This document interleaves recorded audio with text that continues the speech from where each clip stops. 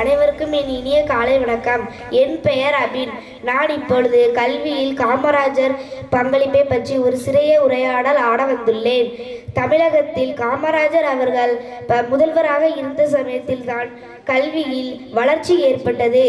இவர் முதல்வராக பதவியேற்ற சமயத்தில் தான் படிக்காதவர் என்று எல்லோராலும் விமர்சிக்கப்பட்டவர்.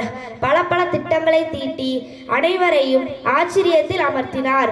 இவர் பதவியேற்ற சமயத்தில் ராஜாஜியால் இழுத்து மூடப்பட்ட 6000 ஆரம்ப பள்ளிகளை உடனே திறந்தார்.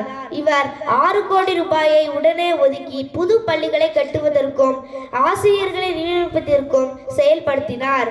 அனைத்து மாணவர்களுக்கும் கட்டாய கல்வி வேண்டும் என்ற நோக்கில் பல தொடக்க பள்ளிகளை தொடங்கி வைத்தார். இவர் கல்வி உயர்நிலை குழு அமைத்து புதிய பாடத்திட்ட முறையை அறிமுகப்படுத்தினார். ஒரு வருடத்திற்கு சுமார் 3000 பள்ளிகளுக்கு மேல் திறக்கப்பட்டது இவரின் பெரும் சாதனையாக கருதப்படுகிறது. இலவச மதிய உணவு திட்டத்தை கொண்டு வந்தவர் இவர்தான்.